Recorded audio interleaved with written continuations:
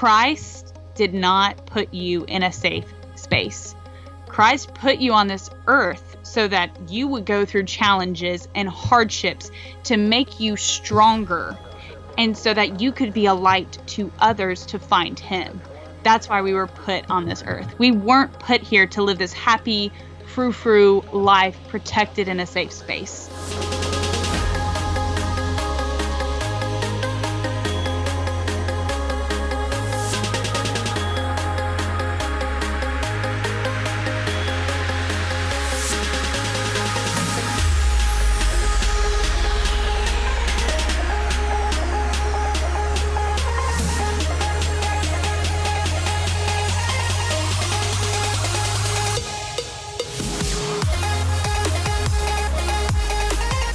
Thank you for coming back to the Sharpening Report. I am your host, Sam Johnston. Throughout America's history, we've had many different groups dueling against each other. Democrats versus Republicans, colonists versus Brits, nationalists versus globalists, good versus evil. Each side of these groups trying to incorporate different tactics to sway the public into following and ultimately fighting for a prescribed goal. Today, we're going to dive into the latest tactics by the Snowflake creating left. We're talking with recently dubbed Warrior Queen of the Millennial Conservatives, Lexie Bess, to talk about trigger warnings, safe spaces, and many other tactics used by the Regressives. Ms. Bess is a conservative Christian journalist that has vowed to stop this group that is weakening this generation. So consider this your trigger warning and get to your safe spaces because we're getting started. Ms. Bess, how are you doing today? I'm wonderful. How are you? I'm doing fantastic. So where do you come from and why does this topic interest you so much? So I am from I go to school at the University of Tennessee in Knoxville. And the reason I'm so passionate about this, I am a writer for Red Alert Politics, and I'm a contributor for them. So we try to write articles that pertain to the conservative millennials, because I think what they find in today's world is a lot of the opinion pieces, such as the New York Times or a lot of what we like to call the mainstream media, are not allowing the conservative voice to be heard. On Vice President, you see students walking out on Vice President Mike Pence, and you see all these other instances where a conservative voice is being hushed. Or even someone who is a conservative extremist, such as Milo. I may not agree with everything that Milo says, but I still think that it would be important for me to expose myself to his thoughts and to what he has to say. And then Ben Shapiro would be another example. So college campuses are trying to protect the liberal thought, the progressive thought, the leftist thought. And they aren't really teaching those students who already think this way about this other side of the spectrum. So the reason that I'm so passionate about this is because I, as a conservative millennial student at the University of Tennessee, have been exposed to this leftist thinking who tells me that my religion is wrong, that how can I believe in a God who does X, Y, and Z? How can I do this? How can I do that? I've been exposed to that. I've been exposed to it, and they aren't being exposed to my side of the coin, to my perspective. And college campuses are protecting that, even though I go to a university to be exposed to all these different viewpoints. So that's why I'm so passionate about things such as trigger warnings, because we have a really big issue on our hands and it really needs to be addressed. So, trigger warnings. What are they? Where did they come from? What's the original use, and kind of how have they been twisted? So trigger warnings, they started out as a way to warn victims of very traumatic events that they were about to watch or listen something that might bring back memories that they may not want to relive. So in other instances, it would be someone who was a victim of sexual assault, or maybe they were abused as a child, or just some really horrific life event that might cause them to remember what had happened to them. So, which is a great way, which I think that is needed for many people. People have gone through very traumatic experiences, and some people, that warning is very important. So I absolutely understand that. However, in today's world, I think that they've been watered down extremely. And what I mean by watered down is that they are now being used to warn people that they may cry on an airplane, such as Virgin Air, which really degrades the value of a trigger warning, and that brings it down from what it's really used, what it needs to be used for. And that causes people to not take those trigger warnings as seriously. And that could cause people who don't know the origin of these trigger warnings, that could cause them to dismiss them and say, well, this probably is just it's just warning me that I might get emotional. But it's also stepped into the world of academia, because a lot of professors are giving trigger warnings before they talk about controversial issues, such as privilege or slavery or even the civil rights movement.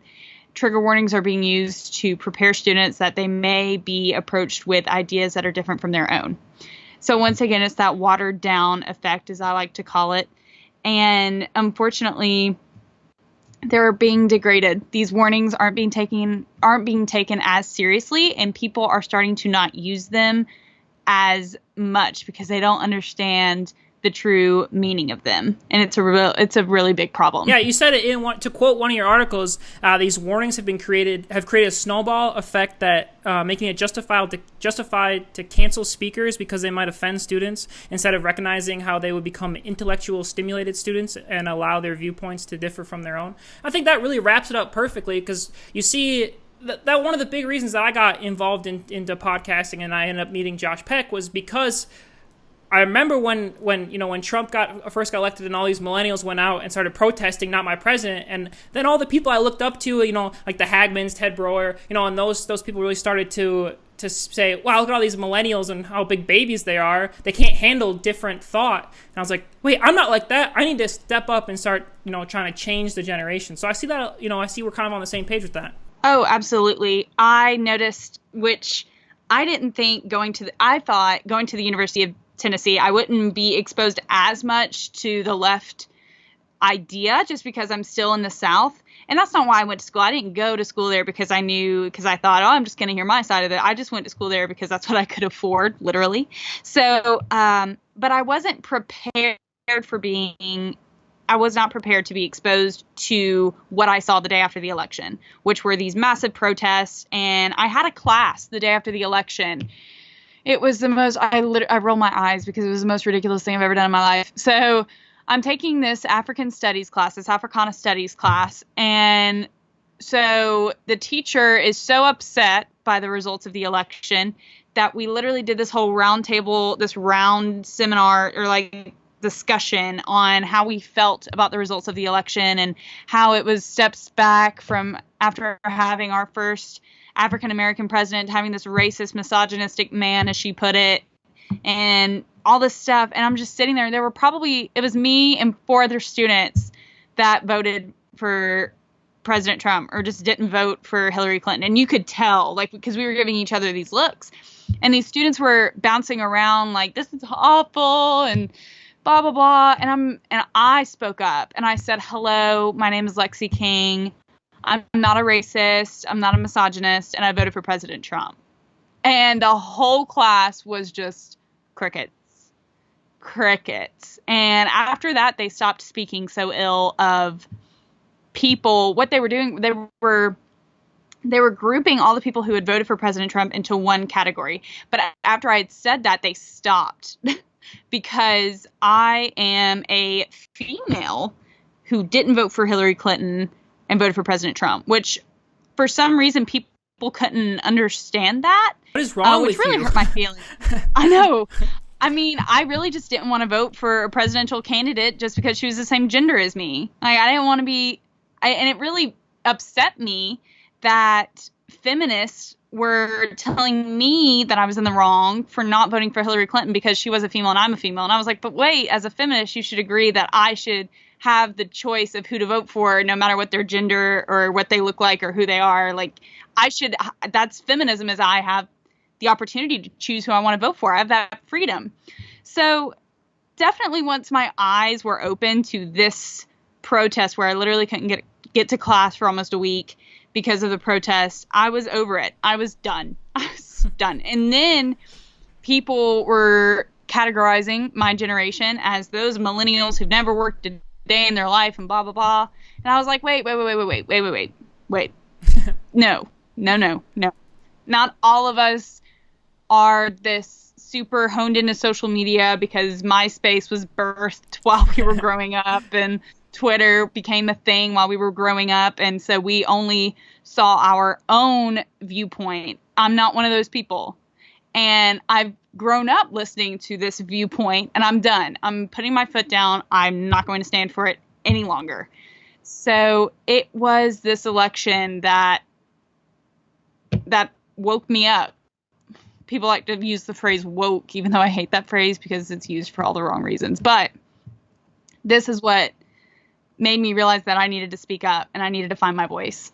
Yeah, and personally, I'm thankful for being forced to view the opposite side so much. Well, basically our whole life, especially if you went to public school, about how you have to accept that Darwinism is a fact and, evolution and that all those facts that you're told that are facts when are just really theories, it makes you stronger as a person. So I think that's one aspect that, I look at as an intentional to try to weaken this generation. That's just my perspective, but it strengthens those who are already, awake, as you put it. And so I'm thankful for that. Just curious, on your campus, how many diversity groups do you have? So we had an interesting situation happen. Okay, so I'm a red state through and through. Red state, red as it comes. And so there was a situation where our office so we have this thing called a Pride Center. The Pride Center and the Office of Diversity was actually defunded this past year. And so they're getting huge. So it was like that and then the election. And then I was just sitting there like I felt like the campus was on fire. So that happened and they're gaining their funding. But what happened was the Office of Diversity, I want to say, I could be wrong, but I'm pretty sure the chain of events were the Office of Diversity released, and the Pride Center released this email that talked about gender pronouns. And it was like Zen and Z. It was all these, and it was a joke on campus. Like it was a joke. We all got that, not everyone, but most people got that email and they were just like, do you seriously, you're going to tell me what pronoun you want me to use? Like I can say whatever I want to say. No. So that happened and so much backlash. The university received so much backlash from state representatives and politicians and also just students and alumni that they defunded the Pride Center and the Office of Diversity. So just to kind of nix it in the butt and to be like, we don't stand for this and we're going to please the people who are giving us so much grief, we're just going to defund them. So that happened. So that kind of added to the fire of the protest the day after the election. But so this year, those offices are coming back, the Pride Center and the Diversity Office of Diversity and Inclusion and all that stuff. Those are coming back. However, I think that there is a strong voice from those diverse groups that don't need an organization to come together. And I definitely saw that on my campus. Yeah. Well, what I've been hearing a lot is there's all these diversity groups or just people who claim they want diversity. You talked about it with the feminists, who in reality they want the physical diversity, but they don't really want diversity of thought. Is that kind of something that you're running across? Oh, yes. Yes, absolutely. It's hypocrisy. It's unbelievable. So you would think that the Office of Diversity and Inclusion and all that good stuff would encourage females or would encourage like you said, the diversity of thought. But they don't. They think that those who think different from them are such a threat that they have to just completely block them out, even though it is a diverse thought and it's different from their own. They don't even want to hear it. They just hear you voted for President Trump and they're just like, nope, we're done. We don't want to hear from you. So that's seen across campuses. Every time you saw students walk out on a member of the president's cabinet, or the students who walked out at Notre Dame.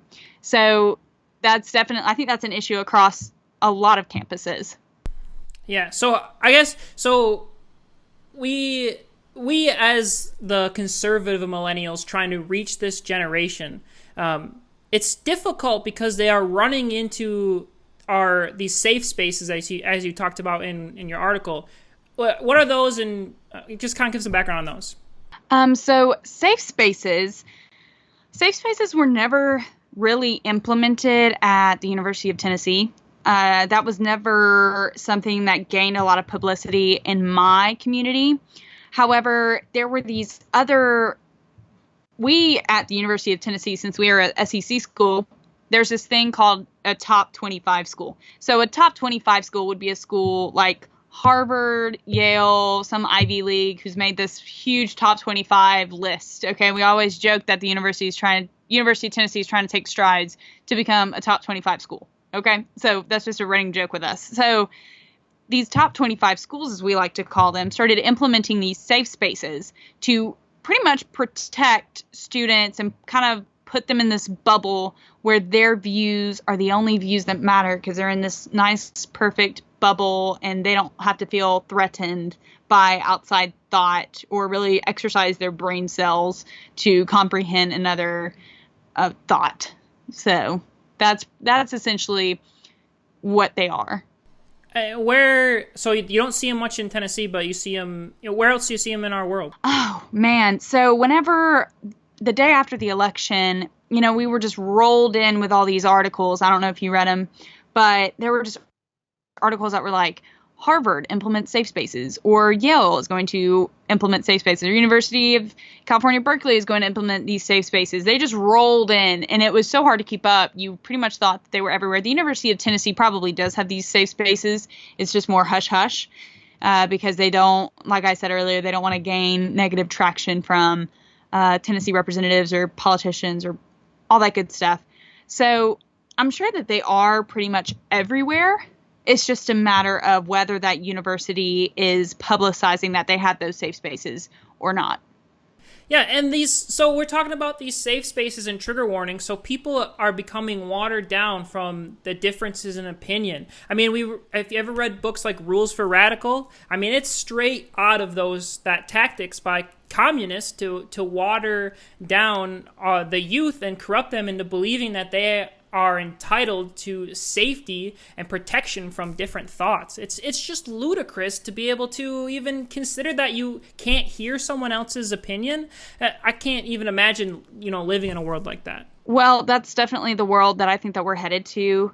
I mean, you have people that, I could approach someone and say, well, I'm a Christian, and before I can even put in the next word, they're like, oh my gosh, like whatever, I don't even want to hear from you. You're going to say X, Y, and Z. Like, you think I'm a sinner, like all this craziness, and they just don't even want to hear it, or they freak out. They just don't even want to hear it. So but I would say that stems from the parents. That stems from, honestly, as soon as parents are beginning to be arrested for disciplining their children in the way that there is a difference between child abuse and discipline, okay? As my fiance says, who is in the law enforcement, two sides of the hand make a huge difference whenever it comes to disciplining your child, okay? One, very different. So there is a difference between child abuse and discipline, but as soon as parents start to get thrown in jail for disciplining their children in the way that they see fit, that is not child abuse, you have a problem. The child is being protected from their parents. Whenever the child is being protected from the person who gave birth to them, because that parent is trying to do what they see as best for their child in an effort to help that child in their future and help their child succeed. Once you see a child have control over the parent, that's when you have an issue. That's whenever you see the child is protected. And then they grow up in this environment where they think that they are just high and mighty in control of their own parents, and their parents can't touch them, like the police are going to come and arrest them, blah, blah, blah. Once you give the child the power of the parent, it's game over. And this is our generation that we're seeing. Yeah, it sounds a lot like, and I don't use this comparison lightly because it's thrown around way too much in our world, but the ability for the government to step in and take control of the youth and knocking their parents out is a lot like places like Nazi Germany, a lot like Russia when it was in its communist state. It's you throw it back to these communist countries. So it's really the nucleus of the family is becoming the target on so many different things. If you ever do your research on where the drug trafficking came from and the way it was targeted to certain demographics, to put it politically, or if you look at the way Planned Parenthood was started and who they were targeting, it's all about destroying the family. So it doesn't surprise me at all that these safe spaces and trigger warnings are really rooted in targeting the family. So as a Christian conservative millennial talking to other conservative millennials, what are we going to do about these aspects in our society? Well, I think what we have to do is to not slip into what the other side is doing. Okay, so we can't call the left out for sitting in these safe spaces and not wanting to hear our opinion, and then we sit here and not want to hear their opinion. So we have to always remember that whatever we expect from the other side, we have to do ourselves. So whenever we approach someone and we want to talk about these controversial issues such as abortion, okay, as a conservative Christian, I don't agree with abortion, because I believe that is a human life and you are literally murdering a human, okay? Now, whenever you approach someone from the left who views it as, well, it's my choice because it's my body and this thing is a fetus, okay, you have to sit here and think to yourself, okay, I can't bring my religion into this argument because I can't assume that they're the same religion as me.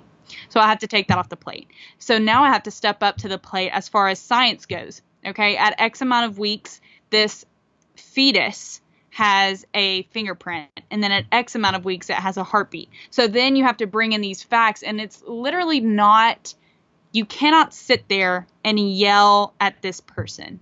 You need to understand whenever you walk into a discussion, I don't want to call it an argument or a debate, it needs to be a discussion where you're level-headed and you don't walk in expecting to change their mind. You walk in an effort to understand the opposing view, because that is not what they're doing with us. That's what a lot of them are not doing with us. So we have to hold each other accountable and make sure that we are not slipping into that mindset of, you're wrong, I don't want to hear your opinion, goodbye. We can't afford to do that, because then that's how the divide really digs deep. And that's when the civil, oh my gosh, like the civil issues come into mind when you have them versus us.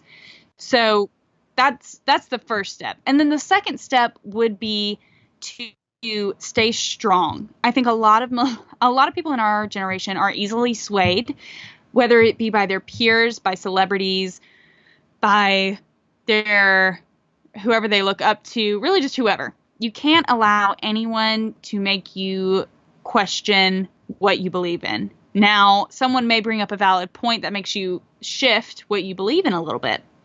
But if you are going to stand there and say, we've seen this with Tomi Lahren. Let me just pull out Tomi Lahren, the person who literally, oh my gosh, she gives me an eye twitch.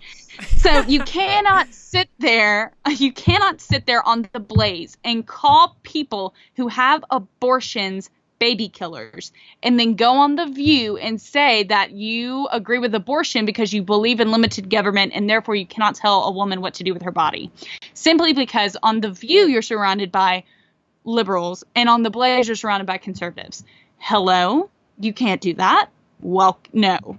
So we have this female conservative who was the first one to step up to the plate and label herself as a conservative millennial. So we kind of had her as our spokesperson, and then she did that. And you can't do that. That would be step 2. You have to stay strong in what you believe in. You cannot sway. You can't sway. And then you can't write a book about it and say that you were fired because you believe in abortion. Don't do that. For goodness, or not a book, but an article. This article or whatever. Don't do that. Okay? Don't that's. So pretty much you have to be open to the opposing view and you have to stay strong in what you believe in. Mm-hmm. Those would be the 2 big things. You have to know why you believe what you believe. Stop just sitting there consuming a message and consuming what other people are telling you and having them feed you thoughts. That was the biggest thing I ran into, especially with that executive order on the travel ban. I would be talking to the people I know, and they were so angry about the travel ban. Oh, Trump's so racist. And I was like, well, did you read the executive order? Did you do your own research on it? Oh no, I saw those late night comedians talk about it. It's like, okay, so you're just hearing thoughts from other people. You're not even taking the time to think about it. It's so important for us to break free from those thoughts that are just fed to us and stop consuming a message and start going out and creating your original thoughts and your opinions on ideas. And that's when you're going to be truly rooted in different topics and know why you stand up for things. And then again, to build off what you said, if you go into a conversation with the goal of proving the other person wrong, you're just going to run into all sorts of troubles. You have to go in with the mentality of you want to find truth, because let's face it, everyone thinks they're 100% right, and I don't really know if anyone is. So you have to go and try to learn from someone else. I read this quote on the internet one time. It says, everyone you meet knows something that you don't. And so just going with that mentality of being humble and willing to listen to someone and have a discussion, like you said, and not an argument, is extremely crucial. So kind of transitioning from, I guess, not necessarily a worldly perspective, but applying more Christian topics on top of it, do you think that these type of trigger warnings, safe spaces, these arguments are affecting our churches and especially our generation in the church? Wow. So I think a lot of people in our generation are moving away from the church, or at least that's what I've seen, because of these safe spaces. So whenever people think, oh, I can be in a safe space and I'll be protected, so I probably shouldn't go to church because they're going to sit there and tell me I'm a sinner because I do X, Y, and Z, and I really don't want to hear that because I grew up in a safe space. So I think that because of society telling people that this kind of behavior is okay, and these safe spaces are okay, and these silly trigger warnings are okay, it's making them weak. And whenever you walk into, or just from my personal experience, whenever I walk into my church, I am ready to take what they're going to tell me, to take what the messages of the day, apply it to my life. Sometimes it's going to be a really hard message and I'm going to feel like absolute crap, but it applies to me and I need to learn from it and I need to take it and apply it into my life. And I think what these safe spaces and these trigger warnings have done, they've made us weak. And whenever we don't want to face it. We don't want to face someone telling us that we are a sinner. And we don't want to face someone telling us that we need to repent, because we don't want to hear those words. We don't want to hear those harsh words. I'm not saying we. I'm not saying I. I'm saying these people who believe that safe spaces are in the real world. And they're not. Christ did not put you in a safe space. Christ put you on this earth so that you would go through challenges and hardships to make you stronger, and so that you could be a light to others to find him. That's why we were put on this earth. We weren't put here to live this happy, frou-frou life protected in a safe space. We weren't. Okay? Christ didn't go through everything that he went through so we could just sit here and pick our noses and sit in a safe space and sing Kumbaya. Okay? He didn't, Now he did wash away. The blood of Christ washed away our sins. But that doesn't mean we get to go crazy and we get to sin all the time. No. That means that we need to glorify him in everything that we do. So it's not, a walk with Christ is not a safe space life. It's just not. It's going to be hard and it's going to suck. And you're probably going to deal with things that you don't even realize that you're going to deal with. And these safe spaces are not preparing us for that walk with Christ. And it's looking at it from the Christian perspective, it's very scary. And it makes it hard for churches to reach out to our generation and gain followers. And it's going to take our generation to gain awareness of these safe spaces and what they're doing, like what I'm saying right now. It's going to take our generation to look at these safe spaces and look at these trigger warnings and say, oh my gosh, it's making my generation weak. It's watering them down. And I'm going to have to approach this person in a different light because of the environment that they've grown up in. And now these older generations who are leading the churches, and not all of them, but some of them don't understand that. And they're still, I'm in the South. So it's that whole like Southern Baptist, like semi-yelling, semi-calm, like that'll scare someone from my generation away more than like who's been stuck in a bubble safe space. So it's going to take our generation to step up to the plate and carefully squeeze into these people's lives, or just not even squeeze in at all. And you just have to stand there and you have to be the light and hope that people will just be drawn to you. So I think what we're seeing right now is this older generation in the church versus a younger generation. And I think that this older generation can't quite connect with our generation. So it's going to take people from our generation to reach out and make that connection and lead people to Christ.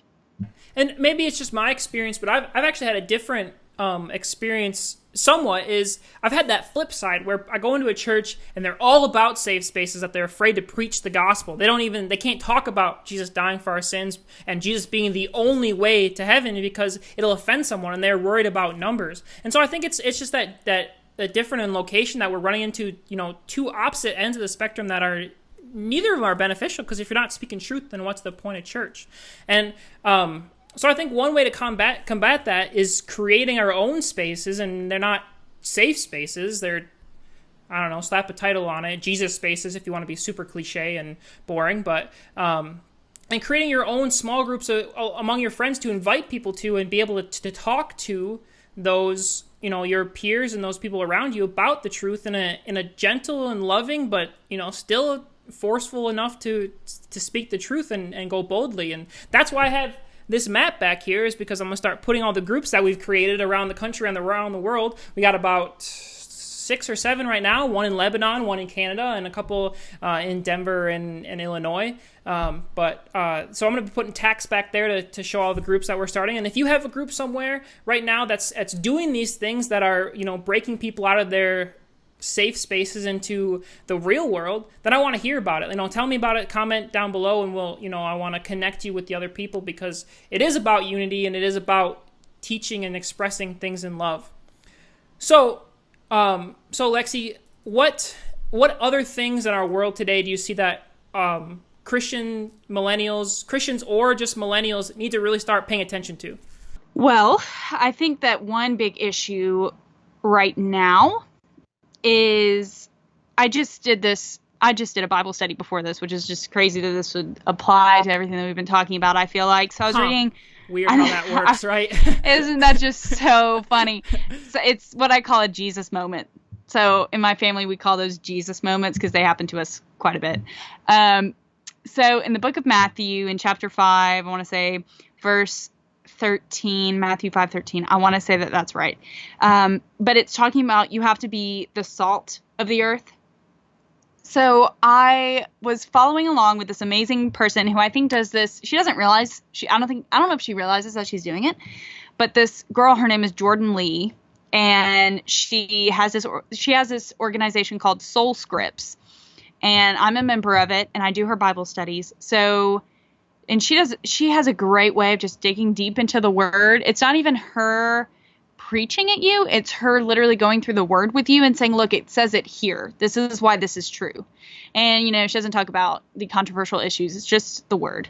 So we were reading Matthew, and it was talking about the salt of the earth. And you, as a Christian, you are not here to be the sugar of the earth. Okay. You're not here to blend in. You're not here to taste sweet. You're not here to fit the mold. You are the salt of the earth. Okay. So what you are here to do, you're supposed to provide the seasoning, the salt that makes Christ taste good to the world. People who are calling themselves Christians and are millennials need to wake up and realize that they don't need to be following the crowd.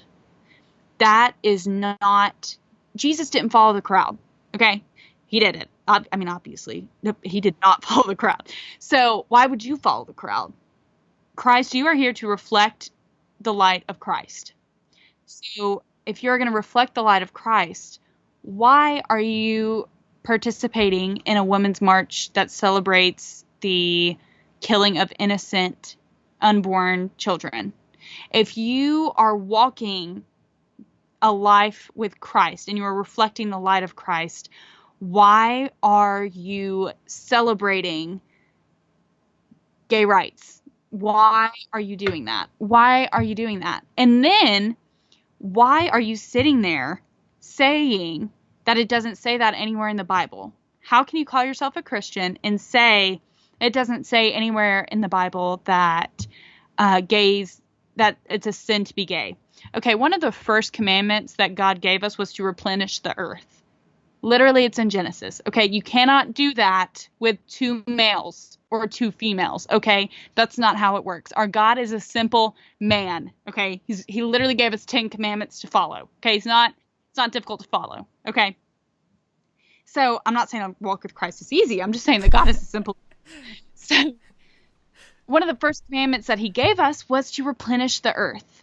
That is literally my number one argument. That's the only verse that I give people whenever they're like, well, how can you, it doesn't say anywhere in the Bible that, this is wrong. And I'm like, it was a commandment to replenish the earth. Okay. I understand that I'm also not supposed to eat shrimp and do these other things that it says in the Old Testament. And yes, I sometimes do them, even though I am not supposed to do them. However, I repent and I do my best not to do them. But for you to go against that commandment and to say that you repent for being gay and then continue to be gay, that's not okay. That's not good. And you're going against the first commandment that God gave, one of the first commandments that we were given. So I think that as millennials, we have to stop being the sugar of the earth and we have to start being the salt of the earth. And we were not put on earth to go with the flow. We weren't. We were here to stand in the public and deal with those snarky looks when you carry your Bible into school, to deal with those side looks whenever you pray before you eat your lunch at school. Okay? We are supposed to reflect Christ. And we have to stop making excuses for what we're doing.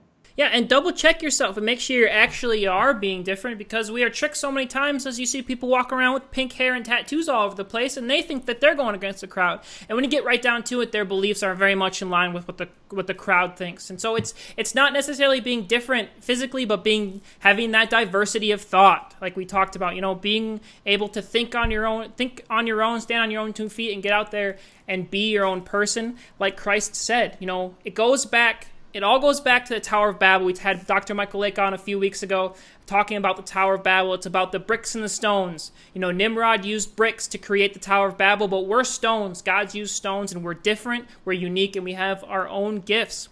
And being able, and another reason that God changed the language so much is because as we're seeing in these trigger warnings in these safe spaces, you can only use a certain type of language in these locations.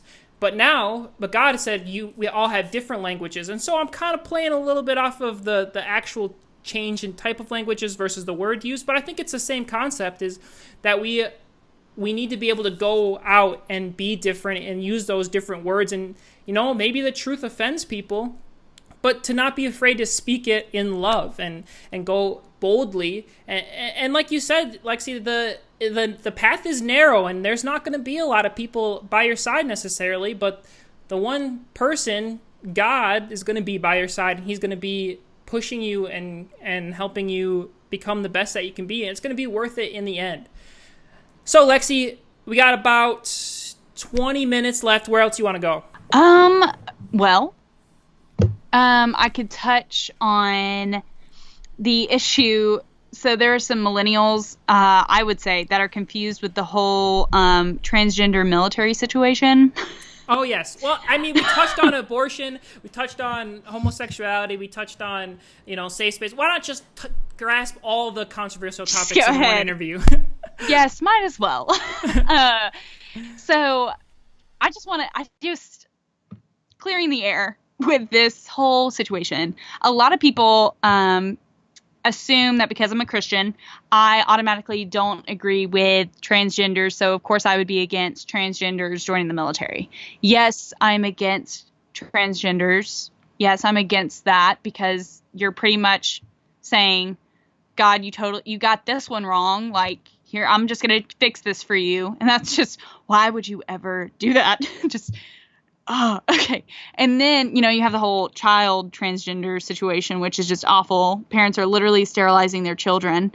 So that's happening. That's just, it kills me. But so back to the military transgender situation. So what's happening is this is not a matter of the president being against transgenders. It is the president being against, it's the president implementing military protocol. Literally. I literally cannot join the military because I have a fish allergy. So why in the world could someone who has a issue as big as transgender, as going through a transition and dealing with the hormone medicine and dealing with the hormone treatments and dealing with all those mental situations that you have to deal with as someone who's transitioning, why should they be allowed to join the military? Literally, it's a fish allergy compared to this. And the reason that I was told I couldn't join the military was because my fish allergy would take medical attention away from those who needed it. And you don't think that someone who would go through a transition would take medical attention away from those who needed it?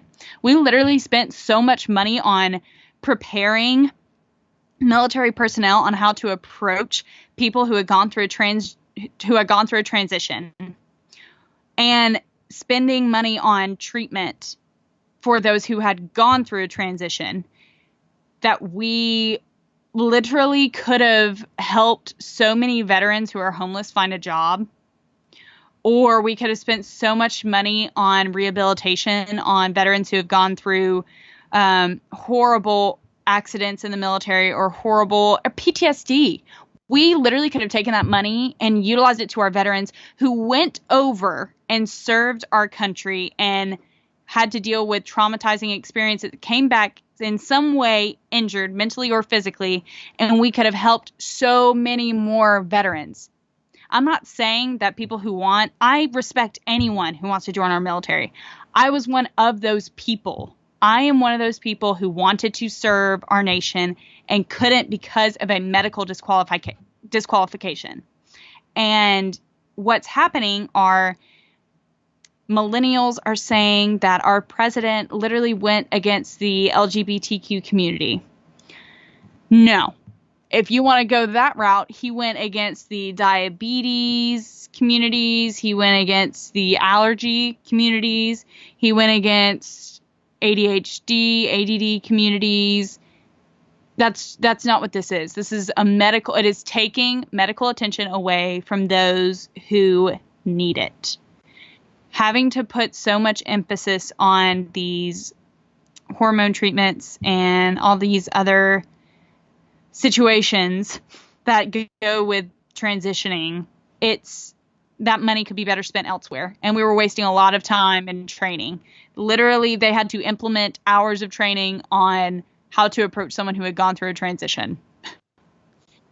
Ridiculous. You're putting the lives of our military men and women at risk by taking time away from skills that they need to help them prepare for this other situation. That's like, they don't take time out to teach people how to deal with diabetes overseas because they don't have to worry about that. So it's the same concept. Yeah, and taking that event and kind of stepping backwards and pulling the truths out of those, it's an emotional reaction versus a logical reaction. The left and all the snowflakes had this emotional reaction of, oh, he hates me because he won't let me join the military or won't let this small 0.03% of the population join the military. It's like, no, it's not even that at all. It's not even remotely that. He's just saying that we need to be focused on the military and we need the best of the best to be on the front lines fighting for our freedom so that you can whine about him being president. So it's that emotion versus logic. And then also the other truth to pull out of that is it's there's a bigger narrative here that is being spread against Trump. And if you just keep falling into that, like if you don't stand up for your own thoughts and you don't really rely on those thoughts, again, you're just going to fall into these lies, and you're going to not be able to speak your mind accurately and go about spreading this truth effectively. So I completely agree with you on that. And it's the craziest thing is that 1% of American citizens serve our armed forces.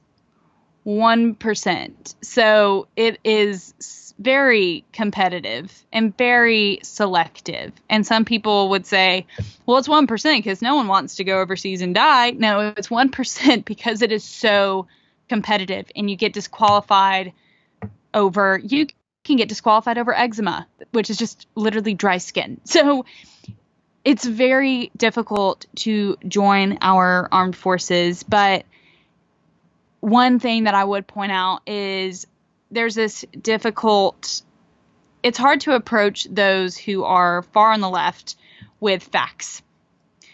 Facts don't care about your feelings. That's one of my favorite things that Ben Shapiro has said. I'm clearly a big fan of him. But facts truly do not care about your feelings. I mean, an abortion at 8 weeks, I want to say it's 8 weeks. They have a fingerprint. I want to say at 8 weeks, or they have a heartbeat. It's one of those two. So that would be a fact. That's a scientific fact. And for you to say that that is still a fetus is beyond me. I don't understand, because that's a fact. And so you have these cases where if you were to approach someone and say, this is child abuse when you allow your child to go through a transition before their frontal lobe is developed, before they can actually make decisions for themselves, and you are literally letting them sterilize themselves, that is child abuse. And the person is just returning the same person who believes that child abuse is spanking your child and trying to discipline your child, return fire with, you just hate trans. It's just, facts just truly don't care about your feelings. And it's not like this is new things that are coming up again. We call them the regressives for a reason, is because, especially on this channel, we talk a lot about ancient culture and the history behind, transgenderism. It's not a new thing. It's, a lot of the ancient gods were, switch genders back and forth or change people from gender to gender. And it's not a new thing. It's an old thing. It's a very old thing.